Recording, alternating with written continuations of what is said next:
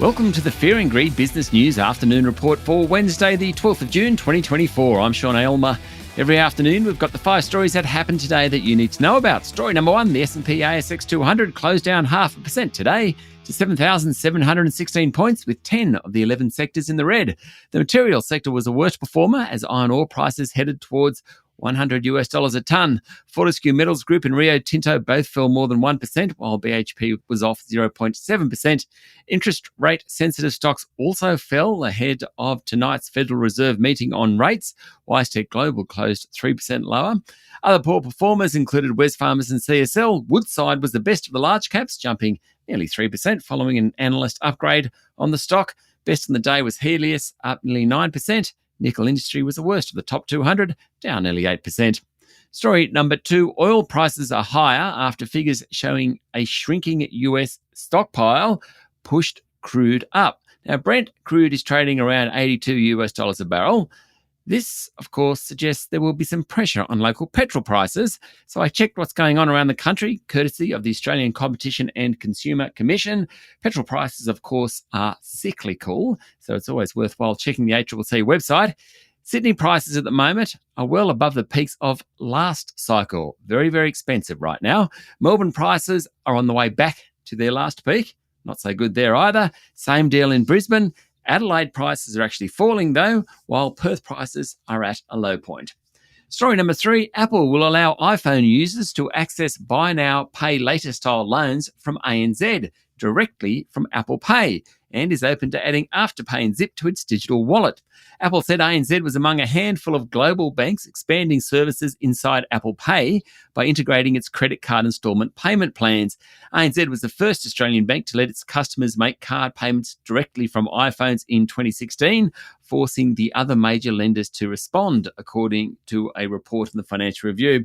This latest move highlights a split from Commonwealth Bank, which is sceptical about ceding control of customers to Apple. Its boss, Matt Comyn, has been leading calls for more regulation in Australia, including ensuring bank apps can access Apple's infrastructure on fair terms. ANZ has more or less gone the other way and will let existing credit card customers create simple repayment plans at the time they wave their phone over the payment terminal. Currently, this feature is only available via the ANZ app after a credit card transaction has been made. Story number 4, the Guzman Gomez float is scheduled for next week, but not everyone is convinced it's been fairly priced. Morningstar brokers have done some work and reckon it's worth around $15 a share. That's about $7 less than what the group intends to list at. Morningstar essentially says its growth plans are too optimistic. Guzman is expected to float on June 20, be worth about $2.2 billion, but Morningstar doubts it can achieve its forecast of going from 185 stores currently to 1,000 stores over the next couple of decades. Morningstar says other listed fast food chains like Domino's Pizza and Collins Food, which operates the KFC stores, are better value for investors. Of course, if you're investing, get your own advice. Go and see a financial planner. We are not an investing podcast. And finally, story number 5, President Joe Biden's son Hunter was convicted overnight by a jury of lying about his drug use to illegally buy a gun, making him the first child of a sitting US president to be convicted of a crime.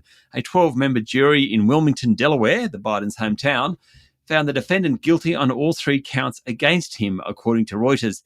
The 54-year-old lightly nodded his head after the verdict was read, but otherwise showed little reaction. Hunter Biden faces up to 25 years in prison when he's sentenced, though as a first-time offender, he's unlikely to get anywhere near the maximum. In fact, there's no guarantee the judge would send him to prison.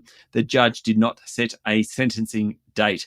President Joe Biden said in a statement issued shortly after the verdict that he would accept the outcome and, I quote, continue to respect the judicial process as Hunter considers an appeal, end quote. That's it for the afternoon report for Wednesday, the 12th of June, 2024. Don't forget to hit follow on the podcast and find Fear and Greed on LinkedIn, Instagram, X, TikTok and Facebook. Join Michael Thompson and I tomorrow morning for the Fast 5 by Fear and Greed, the top 5 business stories you need to know in just 5 minutes. I'm Sean Aylmer. Enjoy your evening.